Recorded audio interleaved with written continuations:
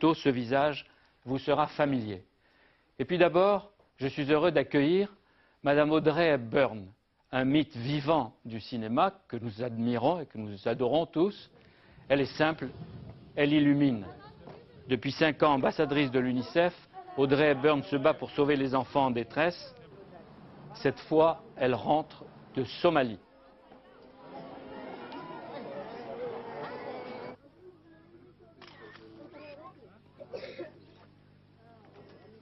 Bienvenue, Madame Hepburn. Merci d'être avec nous. Je suis heureux et fier de vous accueillir pour cette première émission de Repères. Vous êtes ambassadrice de l'UNICEF depuis combien d'années maintenant? Presque 5 ans. Et vous revenez de ce qu'on peut appeler l'enfer de Somalie. Qu'est-ce que vous y avez vu? Est-ce qu'aujourd'hui encore, vous avez les odeurs de la misère et le souvenir des morts que vous avez vus qui ne vous lâchent peut-être plus? Je pense que, au fond, je vais jamais me remettre de ce voyage. Comme vous dites, entrer dans un centre de nourriture pour les petits-enfants, de sentir la mort, de voir des corps qu'on enlève, de voir les yeux de ces enfants dans les petits corps squelettes, ces petits visages. C'est insoutenable. Et qu'est-ce qu'on entend quand on arrive? Est-ce qu'il y a beaucoup de cris? Est-ce qu'il y a des bruits? Non, absolument rien. C'est justement ça qui est bouleversant. C'est le silence total. Et de voir des enfants qui sont si silencieux, c'est terrible. Et on a naturellement tellement envie de même les prendre dans... Surtout moi, j'aime toucher, j'aimerais prendre un enfant comme ça. Là. Vous le faites? Vous le faites? On n'ose pas. On a peur de les faire mal. Ils sont tellement fragiles. Sur place, vous n'avez pas craqué, vous? Presque. Peut-être pas sur place, mais le soir. Quand vous êtes dans ces pays africains, vous vivez dans les conditions dures de tout le monde. Il n'y a plus la star Audrey Hepburn. Non. Non, ça... Non. Vous dites quelquefois, vous dites, mais ça je le comprends, mais c'est bien que vous le disiez, vous dites quelquefois, Dieu a oublié la Somalie. Peut-être a-t-il oublié, Dieu, toute l'Afrique. Mais pourquoi Dieu? Est-ce que c'est Dieu? C'est une chose que j'ai dit parce que j'ai eu tendance, dans des moments de ma vie merveilleux ou terribles, de me tourner vers Dieu. Comment voir ses enfants et pas penser tout de suite à lui? Le bon Dieu a beaucoup à faire à ce moment. Mais heureusement, justement, que je disais qu'il y a tellement de jeunes gens qui sont là. Et donc, on croit encore dans la bonté des gens. Mais il y a les vraies causes. Il y a les clans sur place. Il y a les rivalités. Il y a les hommes qui en profitent. Il y a les guerres. Il n'y a pas que Dieu, loin. Non, justement. Non, comme je dis, c'est une tendance que j'ai de me tourner vers lui. Mais... et c'est pas seulement les guerres de maintenant, si on les a oubliées, on les a un peu oubliées depuis 150 ans, je pense. C'est pas comme maintenant, que l'Afrique est devenue comme ça tout un coup. Je pense qu'on a beaucoup pris depuis très longtemps, on s'est enrichi et on n'a pas fait grand-chose pour l'Afrique. Tous nos pays. Est-ce qu'il n'y a pas le risque? Et alors maintenant, on dit, ouh, ils ont faim. C'est pas la sécheresse qui cause la famine, c'est l'homme.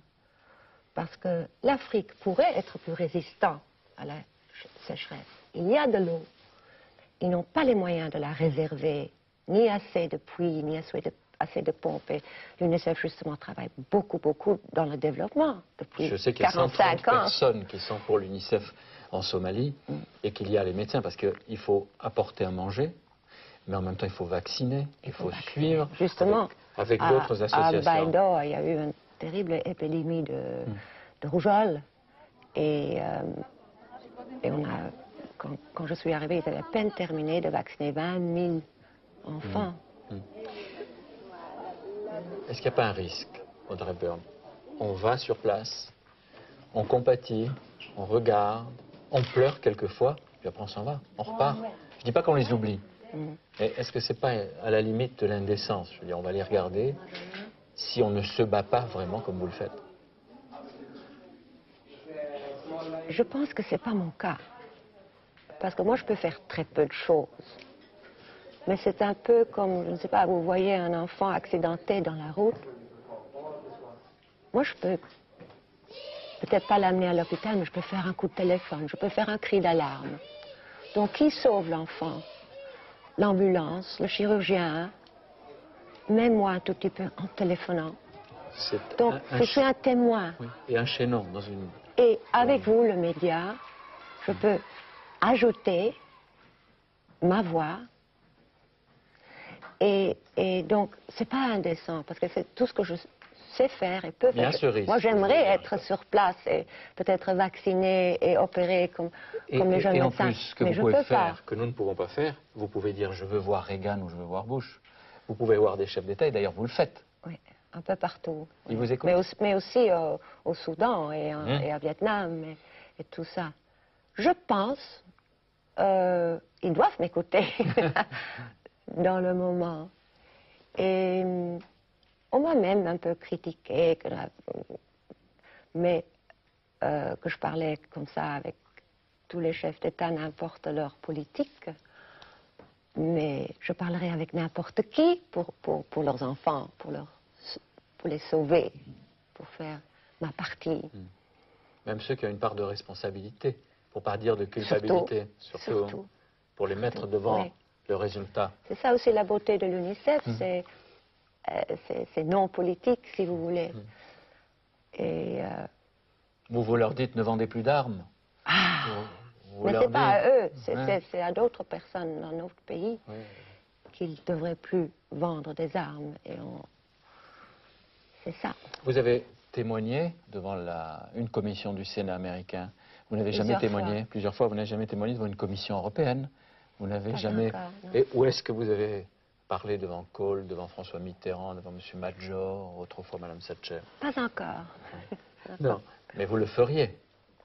Comme je vous dis, je ferai n'importe quoi pour aider.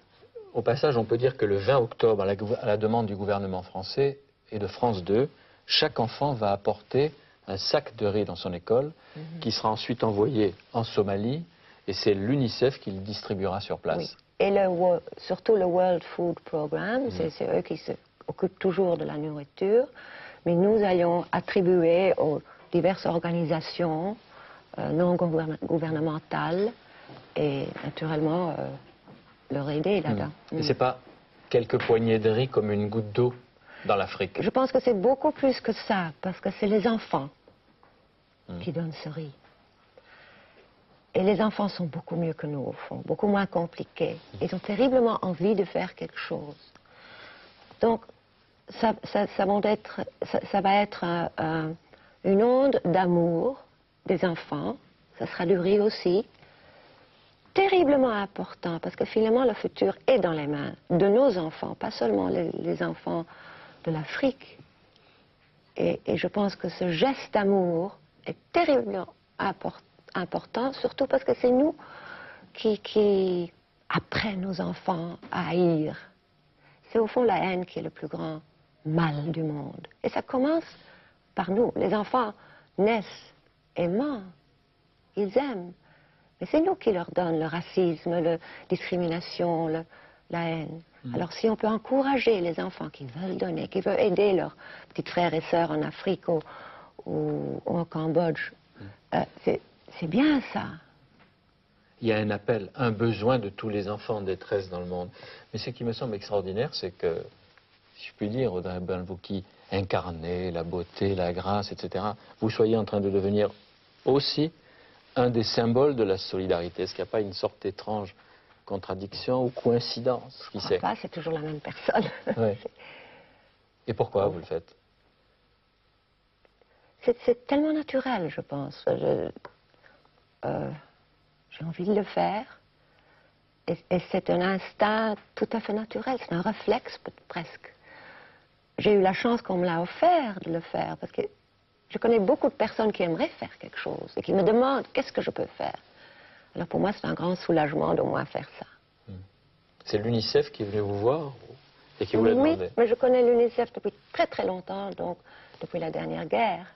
Quand moi j'étais un de ces enfants qui ont été sauvés, si vous voulez, par la Croix-Rouge, par CARE, par l'UNICEF. Et je me rappelle à la fin de la guerre, tellement à la fin de la bien. guerre. À la fin de la guerre, en 1945, après une longue occupation allemande. Et c'était incroyable de voir justement en Somalie ces grands cartons avec CARE écrit dessus, UNICEF sous des grands sacs, la Croix-Rouge partout. Et ça m'a fait une impression. C'est l'enfance qui revenait, Oui, d'une certaine façon. je l'ai vu.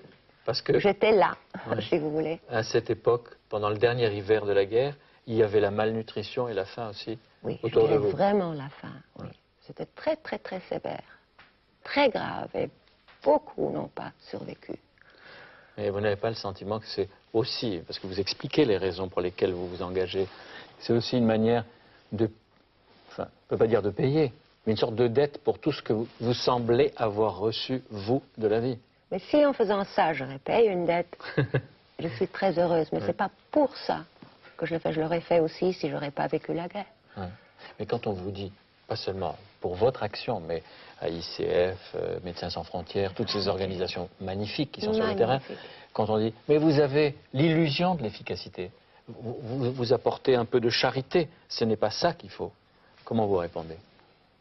Parce que c'est pas vrai, c'est très facile.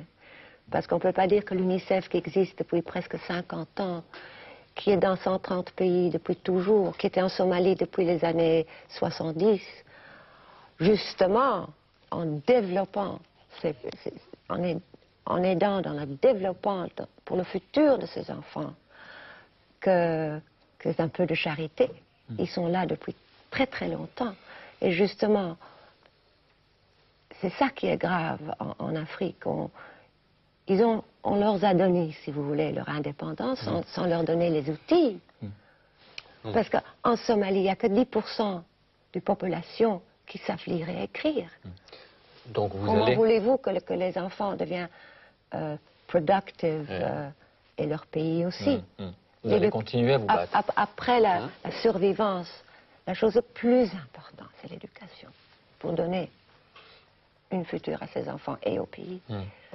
Autrement dit, quand on vous voit, on peut se dire, il y a l'image de la fragilité, de l'élégance. Mais il ne faut pas se tromper, parce qu'il me semble qu'Audrey Hepburn, c'est aussi la volonté, personne ne décide pour vous, l'organisation, et vous savez, même là, ce que vous voulez. Continuez. Ah, oui, oui, et j'y crois. J'y crois à l'UNICEF, je crois, comme je vous ai dit, dans la bonté de l'homme. Mais parce que si on voit en Somalie aujourd'hui, après 20 ans d'une répression, dictature, si vous voulez, horrible, 4 ans de guerre civile, 2 ans de sécheresse, le pire de l'histoire qu'on se rappelle, il n'y a plus de gouvernement, il n'y a pas d'infrastructure, il n'y a rien. Mais il y a ces 500 garçons et femmes qui tiennent ce pays par la bonté. Et au fond, ça c'est merveilleux, et ça me donne l'espoir.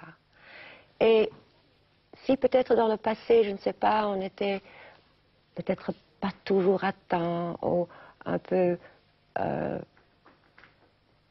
il y a eu un grand progrès. Parce qu'à l'époque, on n'a pas fait grand-chose pour la famine en Irlande ou en Russie, ou je ne sais pas, en 1936 au Bangladesh. Maintenant, il y a quand même, tout lentement, un mouvement global qui s'intéresse et qui veut faire quelque chose. Par exemple, vous allez vous occuper aussi de la Yougoslavie. On me dit que vous croyez pouvoir obtenir, qu'il y a même des négociations, des belligérants, qu'ils cessent au moins pendant une semaine de tranquillité, de tirer sur les enfants pour que les enfants puissent y aller à l'école. Vous voulez le faire, ça? Donc oui, l'UNICEF, c'était l'initiative... Avec Audrey Hepburn non, et l'UNICEF. non. C'est surtout l'initiative de l'UNICEF qu'ils ont obtenu l'accord de tous les partis pour avoir une semaine, du 1er novembre, une espèce de trêve, si vous voulez, pour les enfants, pour ce qu'on peut les joindre avec des vêtements chauds, avec la nourriture, avec les vaccins. Mais ce n'est pas la première fois. L'UNICEF a fait ça au Liban, au Vietnam, en Nigeria, On dit au Salvador. On dit aux belligérants, Oui, assez de voilà. vous tuer pendant Et un tout le moment, monde s'il aime vous plaît. parce que tout le monde Hein? aime leurs enfants. Ouais. J'étais là, en El Salvador. Chaque année, ils font 3 jours de trêve, où les soldats des deux côtés accompagnaient les enfants dans les centres de vaccination. Je les ai vus avec mes yeux. Et puis, il reprend après. Mais au moins, on dit, si 3 jours, si 4 jours, si une semaine de paix est possible pour les enfants. C'est pas naïf. C'est fait, ça a été fait. Alors peut-être la paix générale suivra. Et votre métier, vous l'oubliez? Jamais. J'ai beaucoup aimé ma carrière et j'ai adoré faire les films et tous mes copains et tout ça. Mais il y a un moment pour tout, je pense. Et j'ai très envie de continuer encore quelque temps à faire ça jusqu'à ce que j'ai l'énergie. Et voilà, c'est le moment pour ça. Ouais. Et un moment reviendra où peut-être vous retournerez. Vous avez envie de rejouer ou pas? Pourquoi pas? Pourquoi pas? Si c'est pas trop long et fatigant et s'il m'enlève pas trop longtemps de ce que j'aimerais encore faire pour l'UNICEF. D'abord l'UNICEF. La priorité à l'action Les enfants. humanitaire. Mais pourquoi? Naturellement, Mais moi je pourquoi? travaille pour Mais l'UNICEF. pourquoi? Ceux qui vous ont tellement aimé dans Vacances romaines, Charade, Maëfer, Lydie, vous devez l'entendre, ça comme un écho. Guérépé, tous ces films magnifiques, merveilleux de l'histoire, qui ont fait de vous un mythe vivant ou une légende du cinéma. Et on se dit, pourquoi arrêter? Même avec le temps, vous avez touché tant de générations. Pourquoi? Oui. Pourquoi ne pas essayer de renouer? Bon, à l'époque, je me suis arrêtée justement pour mes enfants, parce que j'étais toujours loin et ça me rendait très malheureux. Alors j'ai plus ou moins cessé de faire des films pour voir grandir mes fils. Qui n'aime pas un enfant et qui peut supporter cette souffrance? Parce que les enfants sont toujours les premières victimes. Et mourir de faim, ce n'est pas une chose simple. C'est des mois de douleur, de maladie aussi. C'est inacceptable. Et si je peux faire quelque chose, je pense que maintenant, c'est la chose la plus importante. Je ne veux pas être indiscret, mais quand vous souffrez, si ça vous arrive, est-ce que par tempérament, vous en parlez? Par exemple, à un de vos amis depuis 40 ans, Hubert de Givenchy, vous vous confiez, vous ne dites rien, vous mettez dans votre coin, vous souffrez en silence. Hubert sait tout de moi. Je l'ai toujours confié à lui, si j'avais des moments difficiles et aussi des moments heureux. Et ça a été un ami tellement sensible et tellement tendre, grand ami. Vous partagez, vous arrivez aussi, parce Oui. qu'il y a cette image. Mais c'est ça qui est merveilleux de l'amitié et de l'affection, non? C'est peut-être la chose plus importante au monde. Mais il y a cette image de perfection inaccessible d'Audrey Hepburn. De moi. C'est terrible, Oui, ça. c'est terrible. J'aimerais... C'est lourd à porter, peut-être. J'aime pas penser que je suis comme ça. Oui. Vous êtes beaucoup plus simple. Je pense. Je suis très simple, finalement. Et engagé dans ces combats. Oui. On le voit. En tout cas, moi, je vous remercie d'être venu avec nous. Vous savez que j'ai retrouvé une phrase, je crois que c'est Grégory Peck qui vous disiez dans Vacances romaines, ce dont le monde a besoin, c'était il y a une quarantaine d'années, ce dont le monde a besoin, c'est de dignité et de douceur. Est-ce qu'aujourd'hui, ça reste vrai, Madame Audrey? Je pense, parce que la douceur surtout, la dignité, je vois partout, aussi en Somalie. C'est les mères qui me frappent tellement. Les mamans qui ont déjà perdu 6 enfants et qui ont encore 3. Un autre qui a perdu 7 enfants, qui en a encore 2. Leurs yeux, leur visage, leur souffrance, mais avec quelle dignité ils portent cette souffrance. Le message reste valable. Oui. Et si vous le dites, on vous croit. Et c'est aussi pour toutes ces raisons qu'on vous aime. Merci d'être venu avec nous. Merci Jean-Pierre. Merci. Et bonne chance. Hein? Vous savez qu'il y a aussi d'autres façons de sauver, ou de guérir, ou de soigner les enfants. C'est celle que va utiliser tout à l'heure le biologiste Daniel Cohen. Vous allez l'écouter, c'est un très grand scientifique de 41 ans qui est jeune, avec l'argent récolté, comme vous le faites vous, avec l'UNICEF, en nous Oui. frappant de porte en Ça, c'est porte. fatigant. Oui, lui, avec l'argent récolté auprès des Français par ce qu'on appelle en France le Téléthon, mais vous avez aux États-Unis, qui a été Oui. lancé par Bernard Barato Oui. et par Louis Berriot, Daniel Cohen finance depuis 2 ans un laboratoire sur la recherche des gènes et qui s'appelle le Généton.